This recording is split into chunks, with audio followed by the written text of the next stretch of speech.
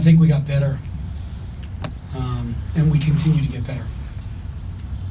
I know our record isn't what we expect or where we want it to be, but the kids are competing and they're playing hard and they're showing up. We had a couple of really good practices, and we got to give Purdue credit. Klein and Edwards, they made some ridiculous shots, really deep shots. It would almost look like we didn't game plan for Edwards, because it's incredible what he does with a basketball. So give Matt Painter and his team credit for the way they played tonight. But I felt like we played at a very high level, and we really persevered. They took a big lead in the first half, and we started punching back. And usually a young team might fold, and my team didn't fold. So there's a lot to build from in this game. And if we can play like the way we did tonight on the defensive end in the second half, we're gonna break through. That's for sure.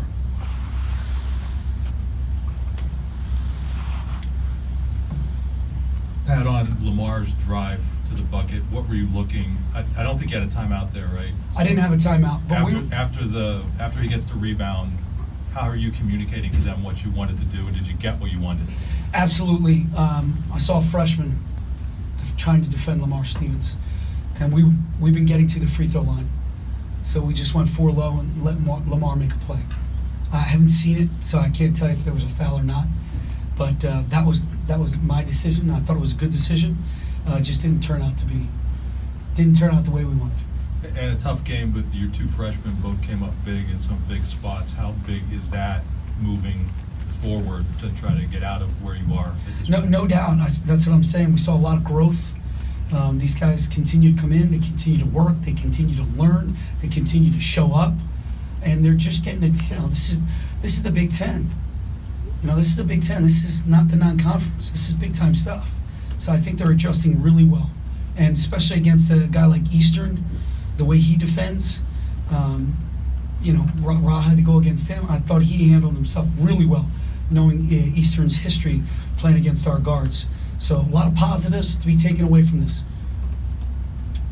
Pat, at the end of the first half, you guys go on a great run to pull within 3, and then the bank and three-pointer happens. And I kind of saw you wave your guys off the floor, because in the grand scheme of things, it's 3 points. But how did you prevent that from being kind of a gut punch late in that half? Just let's go, get off the floor. Great job. We battled back. We were down 17 or 20, whatever it was. Let's go. We're fine. We're right where we need to be against the top 20 team. Pat, how much did this game feel like the last 2 or 3 times you've been playing 4 or Purdue? 5. Yeah.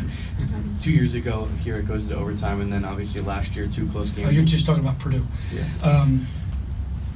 Yeah, it's deja vu. For whatever reason, we play them well. Right now, they got the upper hand. So we'll watch this film. We'll get better. We'll figure out how to slow down Edwards and Klein. And Lamar had 24 tonight on just 4 made shots. He got to the line 17 times. How much have you seen him become more aggressive these last couple of games? Yeah, I think when he gets in the paint, either driving the basketball or posting up, they were doubling him everywhere. I thought he made some really good decisions out of the double. So when he puts pressure on the paint like that and gets himself to the free throw line, I think it opens up for Miles and Ra a little bit more space out there, and really helps our offense. Pat, when Ra and Mike collided in the second half, when Mike was hurt, I heard you say to Ra, "That's what I'm talking about. Keep going. Diving on the floor." And that was just an example of a ton of diving on the floor tonight. Is there ever a moment where it gets exhausting that it's not yet turning into wins, or are they still fighting for each other? I think you can see they're fighting for each other, because 17 turned to up 2. So that just shows you right there we're still fighting for each other. There's a lot of connection in that locker room. We got to stay connected, keep at on. Again, if we can play like that over these next few weeks, this thing's going to change. Coach, you tonight ended up starting Hera and Wheeler at the beginning and still put up 90 points, even though they're not really guys you lean on offensively as much. Can you just talk about switching up your lineups a little bit and trying to maybe start something new? I saw you go to McCloskey, Electric, Bolton, Stevens, and I think there's Reeves out there with them. That's a 5 that we haven't seen all year really from you. Can Can you just kind of explain your creativity a little bit? Defend and rebound. Defend and rebound. Guys are getting it done in practice. McCluskey's earned those extra minutes. He only played 15, but he's earned them. He took 2 huge charges and he knocked the ball away. He had a couple rebounds, I believe, offensively. He just plays so hard. He's selfless, no agenda. Just wants to compete and win. And you gotta love a kid like that. So yeah, there were some different lineups. I just felt like defensively we needed to guard them. We didn't get off to the start I wanted, but I think that's our best defensive team with Hera and Jamari. You haven't seen the foul on Lamar yet, but it is a foul. It's going to fall in that column of things that have happened inside of Is it a foul, Ben? It's a foul. How many hands? Let me see the hands. Okay. Whose there- call was it? That's hard to tell from the angle. Okay. But Let's continue. anyway, there have been a lot of these moments inside of a minute that haven't gone your way. When the margin of error is so small, how do you take those moments and put them in your hands somewhere else in the game? How do you kind of avoid those being the deciding things? Yeah, we said this in the presser the other day. We magnify the last couple of minutes of a game, and it's unfortunate because it's a 40-minute game and there's mistakes made all over the place. Missed assignments, rebounds, turnovers, and things of that nature. So it's unfortunate that we're going to dial in on that one play.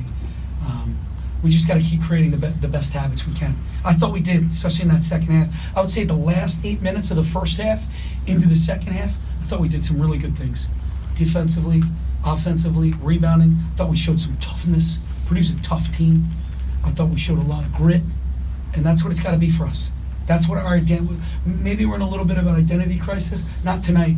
You knew exactly who we were. That last 8 in the first half and the last 20. We defended and rebounded. We were diving. We were taking charges. Man, it was beautiful to watch. I got one more singular play for you. What were you looking to do defensively in Purdue's last possession? We were supposed to double him. Wasn't supposed to get the ball. He started at half court. He's really fast. So he runs around. We had Jamari and Josh on him. He ends up getting the ball. Then we wanted to turn him a little bit and just to get time off the clock. So we didn't do a great job of that. And then John got sealed. So John's our help guy. He got sealed a little bit. So well executed play. He got downhill. He ties the game.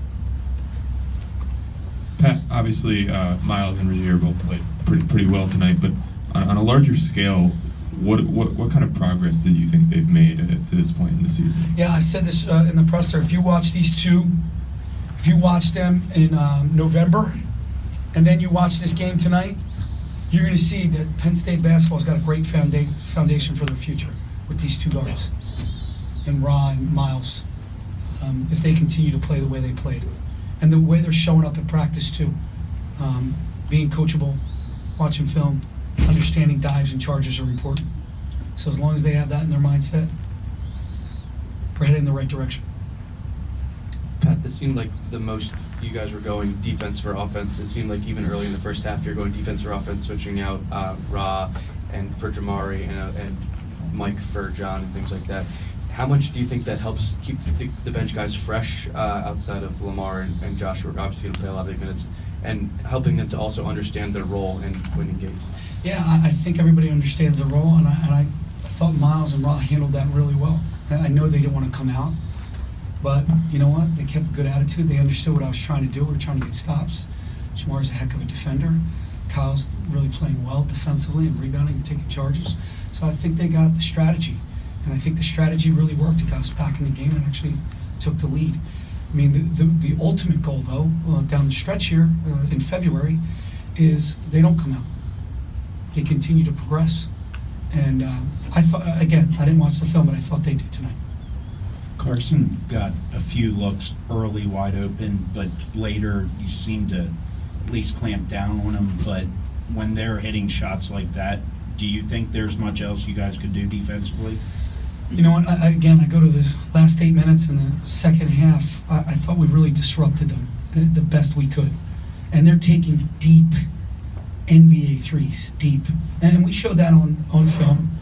And, you know, Carson really shoots 33% from three, if my stats are correct. Ben, do you know that? I think they are. So, you know, he was able to make 8 for 15, and Klein made 6 of 17.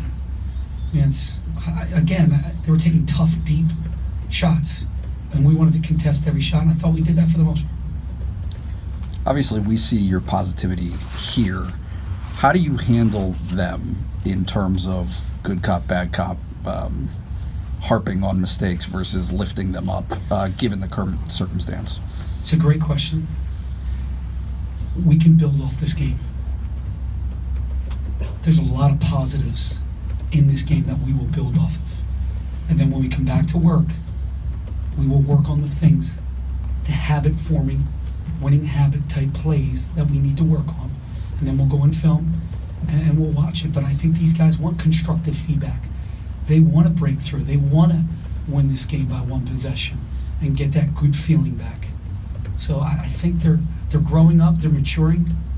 They want to be coached, they want to be pushed. And that's all I could ask for.